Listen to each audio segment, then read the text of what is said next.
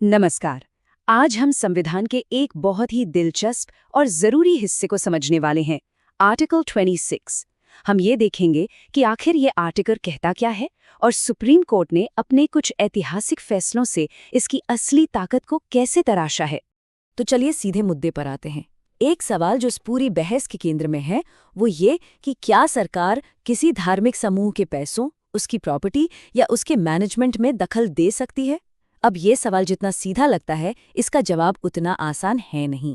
इस सवाल का जवाब हमें मिलना शुरू होता है आर्टिकल 26 से, जो हर धार्मिक समूहों को एक तरह की आज़ादी का वादा करता है।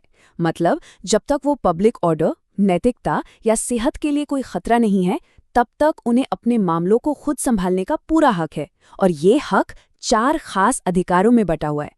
तो ये 4 अधिकार हैं: अपने इंस्टीट्यूशन बनाना और चलाना, अपने धार्मिक मामले खुद देखना, प्रॉपर्टी खरीदना और रखना, और उस प्रॉपर्टी को कानून के दायरे में रहकर मैनेज करना।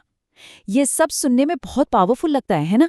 लेकिन यहीं पर संविधान ने कुछ सवाल छोड़ दिए थे, और यहीं से शुरू होती है हमारी जुडिशियल डिटेक्टिव स्टोरी, जिसे हमारी अदालतों को सुलझाना था।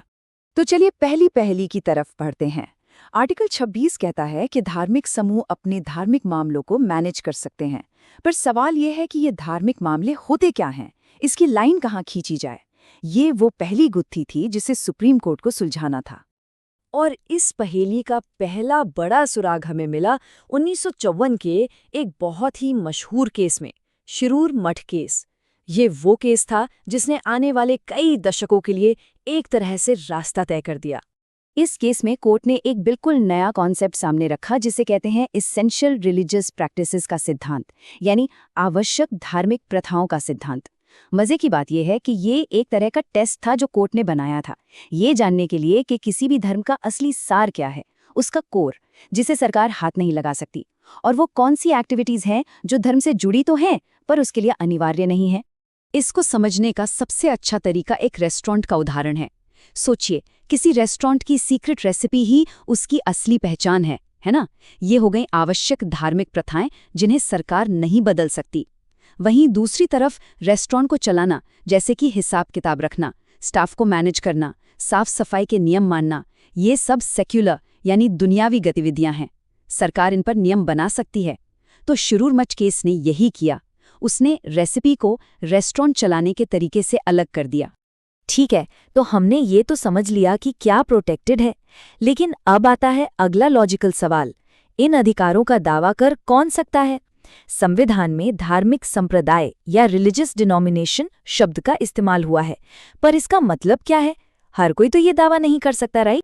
इस दूसरे रहस्य से पर्दा उठा एसपी मित्तल बनाम भारत संघ के केस में। इस मामले में सुप्रीम कोर्ट ने साफ साफ बताया कि कानूनी तौर पर एक धार्मिक संप्रदाय कहलाने के लिए क्या शर्तें पूरी करनी होंगी। तो कोर्ट ने एक सीधा साधा 3 पार्ट टेस्ट बना दिया। पहला, उस समूह के सभी लोगों की आस्था एक जैसी होनी चाहिए। दूसरा, उनका एक कॉमन संगठन होना चाहिए जो उन्हें एक साथ जोड़े रखे। और तीसरा, उनका एक अलग और खास नाम होना चाहिए। अगर कोई समूह इन तीनों पैमानों पर खरा उतरता है तो उसे आर्टिकल 26 के तहत सुरक्षा मिल सकती है। तो अब हमारे पास दोनों सुराग हैं। चलिए इन दोनों को एक साथ जोड़कर पूरी तस्वीर देखते हैं। इन 2 लैंडमार्क फैसलों ने मिलकर एक ऐसा क्लियर फ्रेमवर्क तैयार किया है जिसे अदालतें आज भी इस्तेमाल करती हैं। और ये स्लाइड पूरी कहानी को बिल्कुल साफ कर देती है। जब भी आर्टिकल 26 का कोई केस कोर्ट में आता है तो प्रोसेस 2 हिस्सों में होता है। सबसे पहले कोर्ट एसपी मित्तल केस वाले 3 पार्ट टेस्ट से ये जांचता है कि क्या ये समूह वाकई एक संप्रदाय है। अगर इसका जवाब हाँ होता है, और सिर्फ तभी कोर्ट दूसरे सवाल पर जाता है कि क्या जिस खास गतिविधि पर विवाद है वो एक आवश्यक धार्मिक प्रथा है। और इसका जवाब ढूंढने के लिए कोर्ट शिरूर मठ केस वाले सिद्धांत का इस्तेमाल करता है। जब इन दोनों सवालों का जवाब हाँ में मिलता है, तभी जाकर किसी समूह को आर्टिकल 26 का पूरा प्रोटेक्शन मिलता है।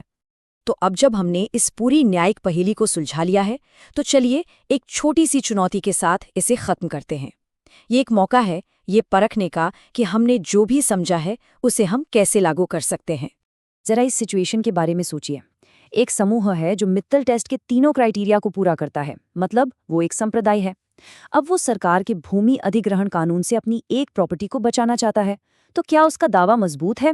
इसका विश्लेषण करने के लिए हमें दोनों केस के सिद्धांतों को लागू करना होगा, शिरूर मच और एसपी मित्तल। सिर्फ ये साबित कर देना कि वो एक संप्रदाय है काफी नहीं होगा। उन्हें ये भी साबित करना होगा कि वो खास जमीन उनकी आवश्यक धार्मिक प्रथाओं का एक अटूट हिस्सा है। और बस यही वो पॉइंट है जो दिखाता है कि कैसे ये ऐतिहासिक फैसले आज भी भारत में धार्मिक स्वतंत्रता और राज्य की शक्ति के बीच के नाजुक संतुलन को बनाए रखते हैं।